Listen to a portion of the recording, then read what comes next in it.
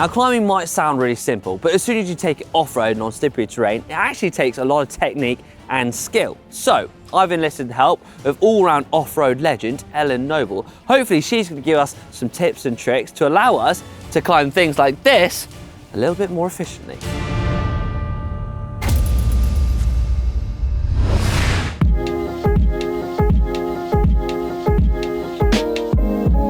Ellen and I have made it here to Fayetteville, Arkansas on a world-class cyclocross course. Now, one of the pivotal areas on this course is this very steep climb here, the perfect area for me to learn and, well, get slightly better at climbing. What are the first things that we're gonna go through then, Ellen? The first thing we're gonna go over is body position. It's gonna help increase traction drastically and help you just fly off the climb. It'll feel easy. And it is true, like off-road climbing is all about traction. So, what place to start? Body position. Okay. On a tricky climb like this, traction is going to be the name of the game. The best way to increase traction is to change your body position. The first one is one I think we're all familiar with, which is seated, which you'll probably spend 90% of your time on the bike with your butt planted on your saddle. The next one is the standing position where your body weight is shifted forward and you're completely off the saddle.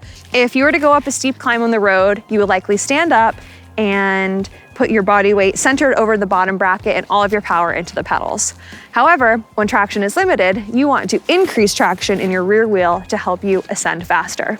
And the last one is the hovering position, where you're not fully standing up, but your butt is not touching the saddle and there's a little bit of space between your chamois and the seat.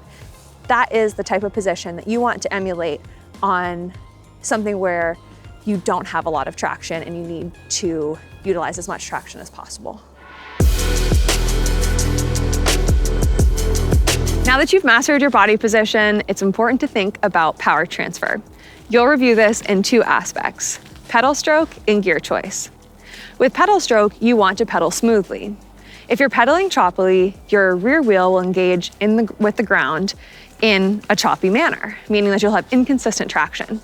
However, if you're using a smooth pedal stroke, you'll have consistent traction across all of the terrain. With gear choice, it's natural to think that for any climb, you'll want to be in your easiest gear. However, it can be quite nice to have a little bit of something to press into, especially on a climb like this where you're out of the saddle.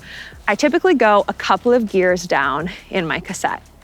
You can practice this by trying various challenging climbs in your area in different gears to find out what works for you.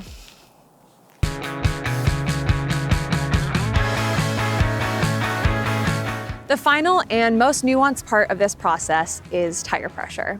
It's one of the greatest ways to increase traction, as the tires are the only way that our bikes interact with the ground beneath us.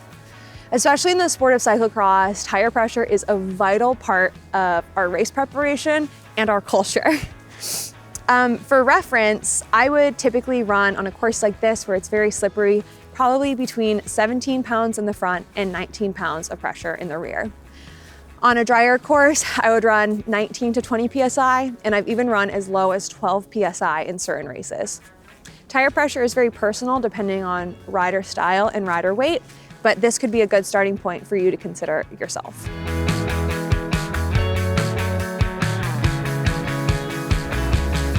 So Ellen, I think I've got it. First up, body position, keeping weight over the rear wheel to help with more traction. Secondly, power transfer, so pedaling in a smooth circle instead of jabbing at the pedals. And thirdly, finding out what works best on the climbing technique, whether it's out the saddle, hovering, or in the saddle. Is that right? Yep, I think you got it. Right, my turn to give it a go. Let's do it.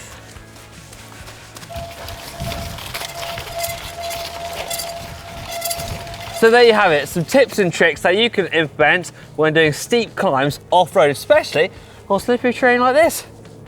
I hope it's helped, and if you like this video, be sure to give it a big thumbs up and let us know what you think in the comments. Right, what did you say? Race up?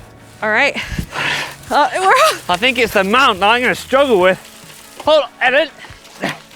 No. Ellen. Ellen.